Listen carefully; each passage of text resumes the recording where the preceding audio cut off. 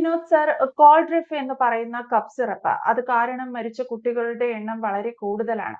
ഒരു ഡോക്ടർ അത് പ്രിസ്ക്രൈബ് ചെയ്ത് കൊടുക്കുന്നു. പക്ഷേ അതിൽ എന്തൊക്കെ അടങ്ങിയിട്ടുണ്ടെന്ന് തനിക്കറിയില്ലെന്നാണ് ആ ഡോക്ടർ പോലും പറയുന്നത്. ABC മലയാളത്തിന്റെ ഒരു കോണ്ടന്റ് സ്പീക്കർ എന്നതിനേക്കാൾ ഉപരി വിനോദ് സാർ ഒരു ഡോക്ടർ കൂടിയാണ്. സോ ആസ് എ ഡോക്ടർ, ഇത്തരത്തിലുള്ള കഫ് സിറപ്പുകൾ എങ്ങനെ വിപണിയിൽ എത്തുന്നു? എന്തിന്റെ അടിസ്ഥാനത്തിലാണ്? ആരാണ് ഇത് ശ്രദ്ധിക്കേണ്ടത്? ആരൊക്കെയാണ് ഇതിന്റെ ഉത്തരവാദികൾ? നീതു, വളരെ ഗുരുതരമായ ഒരു കാര്യമാണ് സംഭവിച്ചുകൊണ്ടിരിക്കുന്നത്. നമ്മൾ 2 ദിവസത്തിന് മുമ്പ് ഇതിനെക്കുറിച്ചൊരു വീഡിയോ ചെയ്തിരുന്നുവെങ്കിലും പുതിയ വിവരങ്ങളുടെ അടിസ്ഥാനത്തിൽ വീണ്ടും ചെയ്യുകയാണ്. എന്താണ് സംഭവിച്ചതെന്ന് വെച്ചാൽ, മധ്യപ്രദേശിലെ ചിന്ദ്വാര ജില്ലയിൽ പല കുട്ടികൾക്കും കോൾഡ്രിഫ് എന്ന ഒരു കഫ് സിറപ്പ് പ്രിസ്ക്രൈബ് ചെയ്യുണ്ടായി. ഇത് ഒരു ഡോക്ടർ മാത്രമായിട്ട് പ്രിസ്ക്രൈബ് ചെയ്തതാകാൻ വഴിയില്ല എന്നുള്ളത് വളരെ ഗൗരവതരമായ ഒരു കാര്യമാണ്. ഇത് നൽകിയതിന് പിന്നാലെ നിരവധി കുട്ടികൾക്ക് അവരുടെ മൂത്രം പോകുന്നത് പൂർണ്ണമായി നിന്നു. അതായത് മൂത്രം ഉൽപ്പാദിപ്പിക്കപ്പെടുന്ന വൃക്കകൾ ഉൽപ്പാദിപ്പിക്കപ്പെടുന്നത് നിന്നു. വൃക്കകൾ പ്രവർത്തനരഹിതമായി, അവർക്ക് തകരാറുണ്ടായി. 14 കുട്ടികൾ ഇപ്പോഴും ഗുരുതരാവസ്ഥയിൽ മഹാരാഷ്ട്രയിലെ നാഗ്പൂരിലെ വിവിധ ആശുപത്രികളിൽ ചികിത്സയിലാണ് എന്നുള്ളത് മറ്റൊരു ഗൗരവതരമായ കാര്യമാണ്. ഇതുവരെ കുറഞ്ഞത് 6 മുതൽ 9 കുട്ടികൾ വരെ മരണപ്പെട്ടു എന്നാണ് ലഭ്യമായ വിവരം. ഈ മരുന്നിന്റെ ബാച്ച് നമ്പർ നമ്മുടെ പ്രേക്ഷകർ പ്രത്യേകം ശ്രദ്ധിക്കേണ്ടതാണ്. കോൾഡ്രിഫിന്റെ SR13 എന്ന ബാച്ച് നമ്പർ, SR13 എന്ന ബാച്ച് നമ്പറിലുള്ള മരുന്നുകളെയാണ് പ്രധാനമായി സംശയിക്കുന്നത്. ഒരു കാരണവശാലും തൽക്കാലം കോൾഡ്രിഫിന്റെ പ്രിസ്ക്രിപ്ഷൻ ആരുടെ കയ്യിലെങ്കിലും ഉണ്ടെങ്കിൽ നിങ്ങളുടെ സ്വന്തം താല്പര്യപ്പെടുത്ത്, അതായത് ഇതറിയാതെ ഏതെങ്കിലും ഡോക്ടർമാർ ഇതിനു മുൻപ് പ്രിസ്ക്രൈബ് ചെയ്തിട്ടുണ്ടെങ്കിൽ അത് കൊടുക്കാതിരിക്കുന്നതാണ് ബുദ്ധി. ഗവൺമെന്റ് തീർച്ചയായിട്ടും എല്ലാ സ്ഥലത്തും, കേരളം ഉൾപ്പെടെയുള്ള സ്ഥലത്ത് കോൾഡ്രിഫിന്റെ കഫ് സിറപ്പുകൾ ബാൻ ചെയ്തിട്ടുണ്ട്, പിൻവലിച്ചിട്ടുണ്ട്.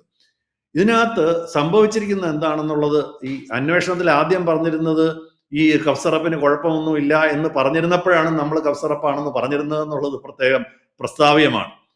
പരീക്ഷണത്തിൽ തെളിഞ്ഞത് കോൾഡ്രിഫ് എന്ന് പറയുന്ന സിറപ്പിൽ ഡൈ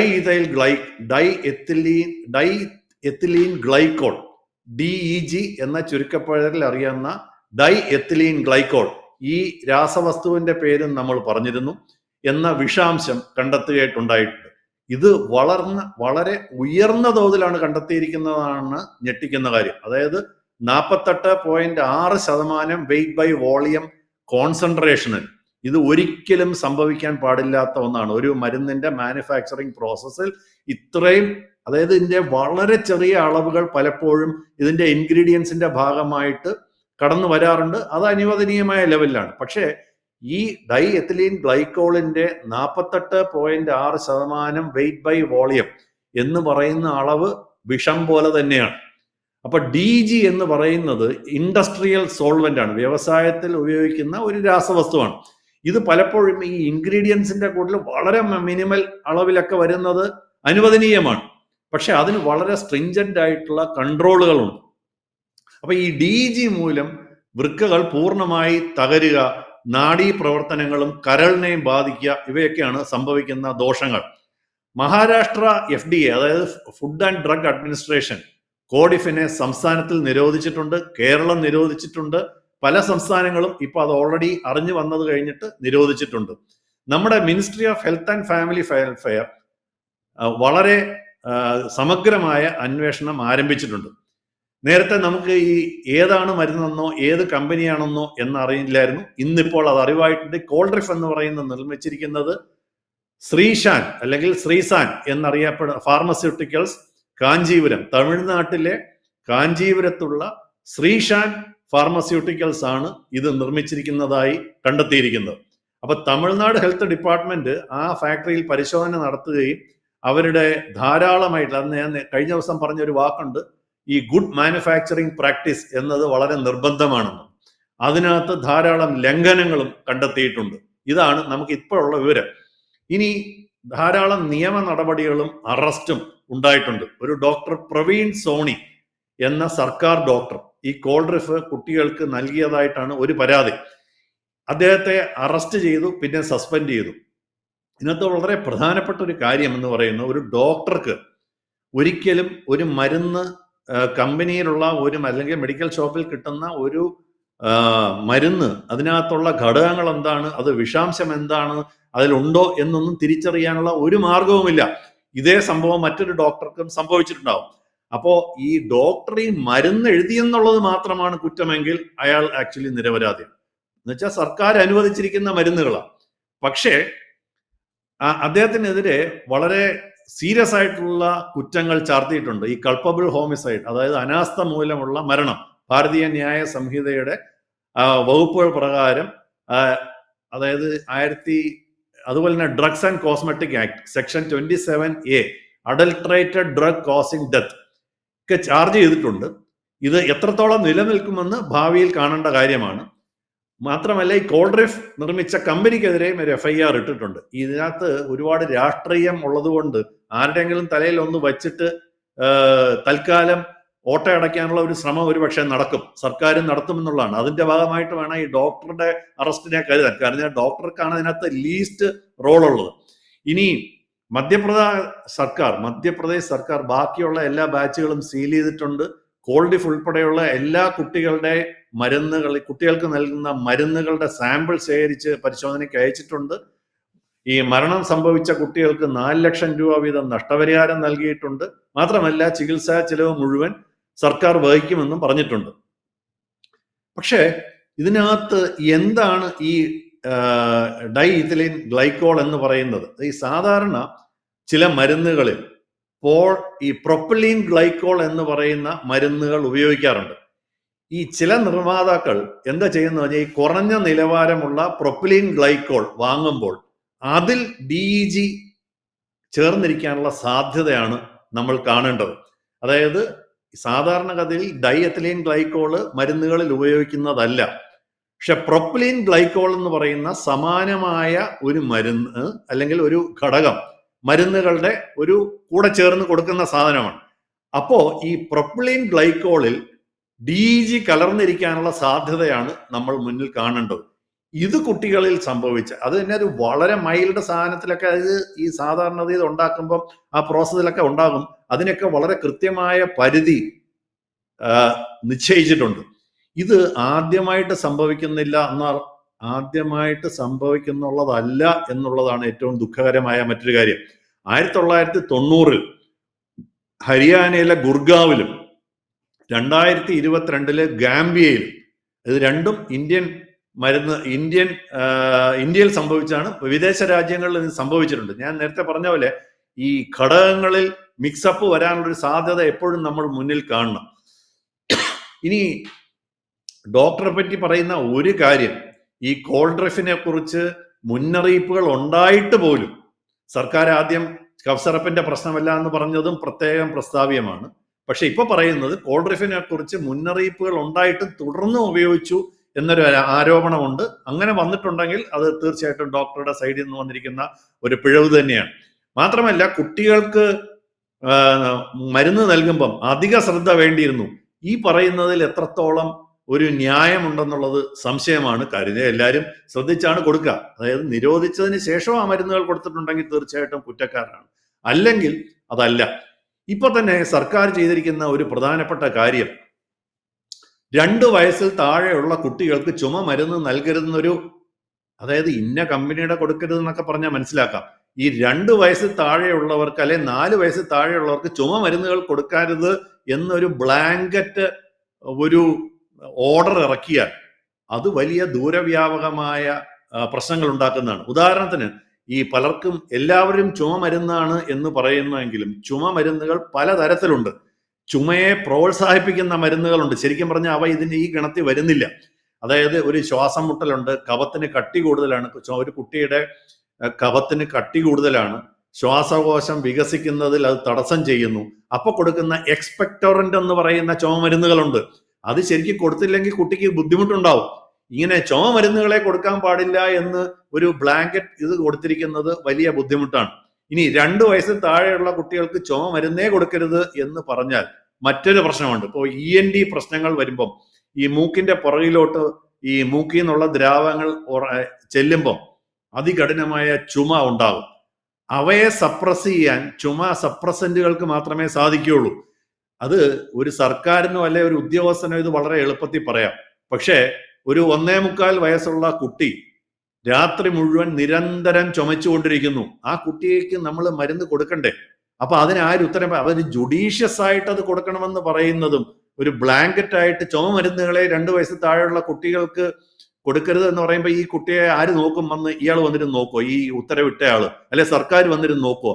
അത് മാതാപിതാക്കൾക്കും അവരെ ചികിത്സിക്കുന്ന ഡോക്ടർക്കും വലിയ പ്രശ്നമുണ്ടാക്കുന്ന ഒന്നാണ്. അതുകൊണ്ട് ഈ കാടടച്ച് വെടിവെക്കുക, എലിയെ പേടിച്ച് ഇല്ലം ചൊടുക എന്നൊക്കെ പറയുന്ന നടപടികൾ അതിനിപ്പോ ഏത് സർക്കാരായാലും ചെയ്യുന്നത് മഹാ അബദ്ധമാണ്.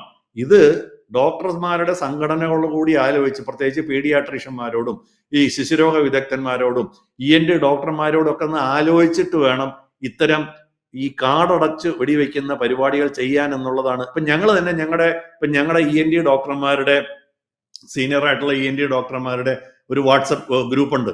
ഇതില് ചോദിക്കുമ്പോൾ ഇങ്ങനെ ഒരു കുട്ടി വന്നാൽ എന്ത് മരുന്ന് കൊടുക്കും എന്നുള്ളതിന് ആർക്കും ഉത്തരമില്ല. ഇതൊരു വലിയ പ്രശ്നമാണ്.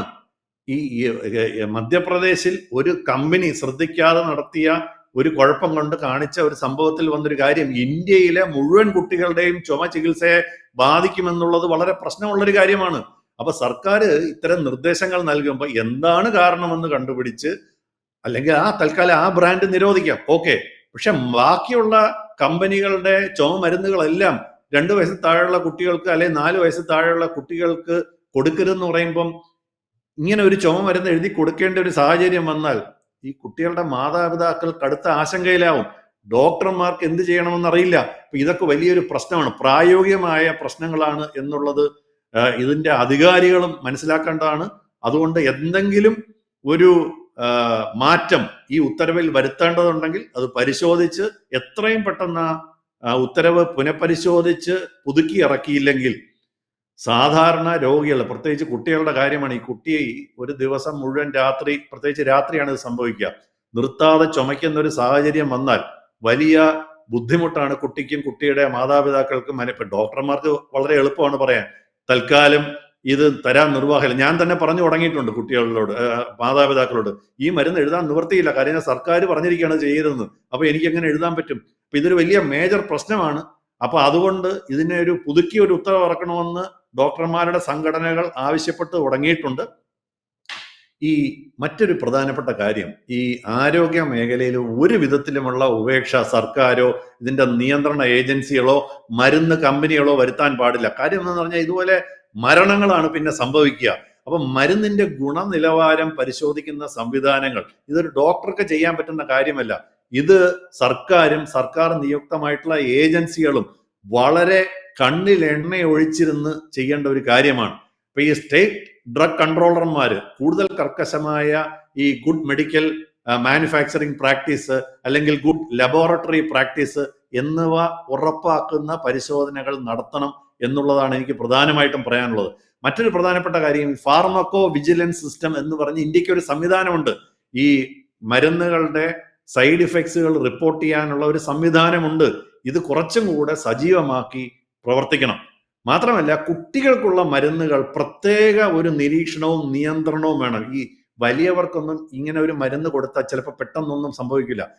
ഇത് കുട്ടികളിലാണ് ചെറിയ ഒരളവിൽ പോലും ഒരു കുഴപ്പം വന്നു കഴിയുമ്പോൾ അത് വലിയ ഗുരുതരമായ പ്രശ്നങ്ങൾ ഉണ്ടാക്കണം. അപ്പൊ അതുകൊണ്ട് കുട്ടികളുടെ മരുന്നിലെങ്കിലും അടിയന്തരമായി, ഇത് കുട്ടികളുടെ മരുന്നിന് മാത്രമല്ല, നമ്മുടെ രാജ്യത്ത് അതുകൊണ്ടാണ് ഞാൻ കഴിഞ്ഞ പ്രാവശ്യം പറഞ്ഞത്, നമ്മൾ എന്തുകൊണ്ടാണ് പലപ്പോഴും, ഞാനൊക്കെ ഒരു ബ്രാൻഡ് എന്ന് പറയുന്നതിൽ മാത്രമാണ് എനിക്ക് വിശ്വാസം. കാര്യം എന്ന് പറഞ്ഞു കഴിഞ്ഞാൽ സർക്കാരിൽ വിശ്വാസമില്ല. ഇതാണ് അതിന്റെ പ്രധാനപ്പെട്ട കാര്യം.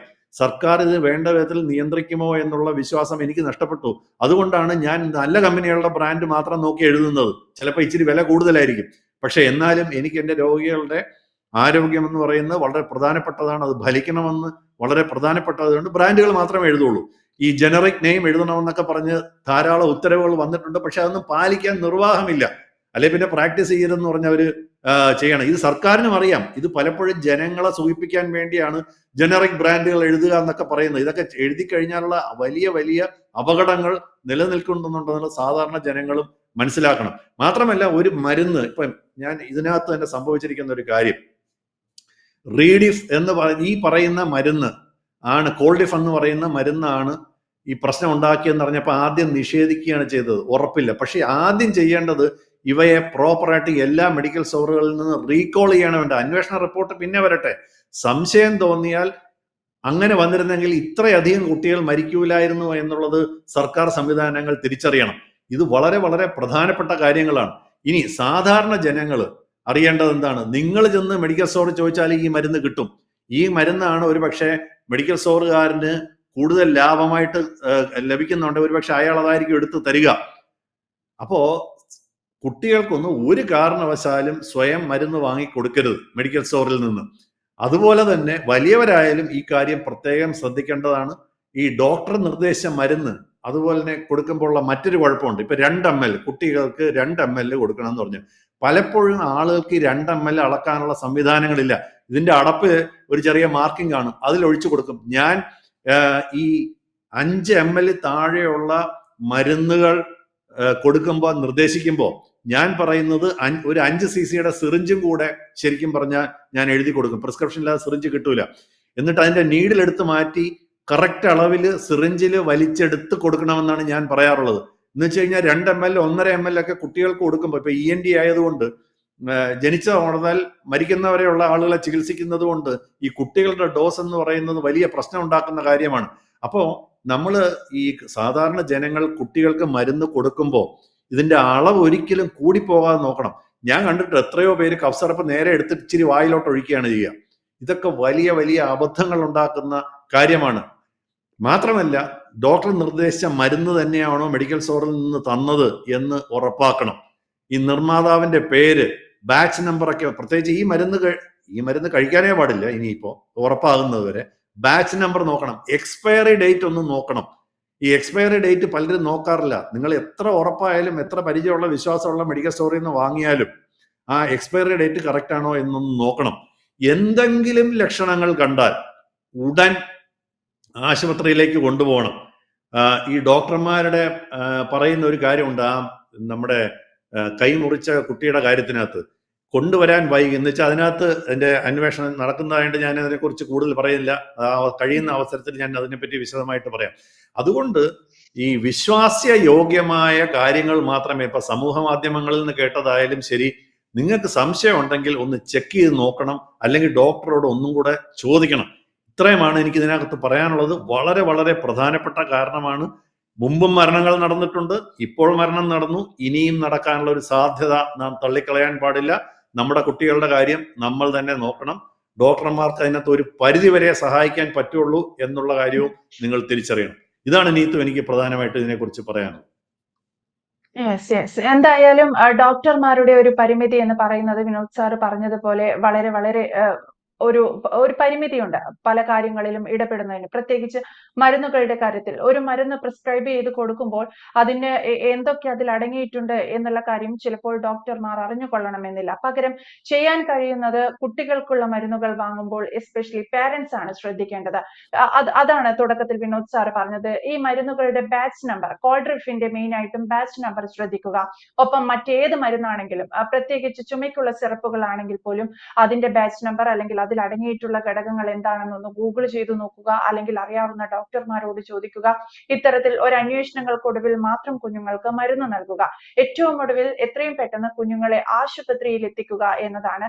സ്വയം ചികിത്സ നടത്തുന്ന ഒരുപാട് രക്ഷിതാക്കൾ നമുക്കിടയിൽ തന്നെയുണ്ട്. പനിയോ ചുമയോ വരുമ്പോൾ ചുമമരുന്നുകൾ, സിറപ്പുകൾ ഫാർമസിയിൽ നിന്ന് നേരിട്ട് വാങ്ങുന്നവർ. അത്തരക്കാർക്കൊക്കെ ഇത്തരം ഒരു അനുഭവം വലിയ വലിയൊരു ഉദാഹരണമായി കൂടി മാറുകയാണ്.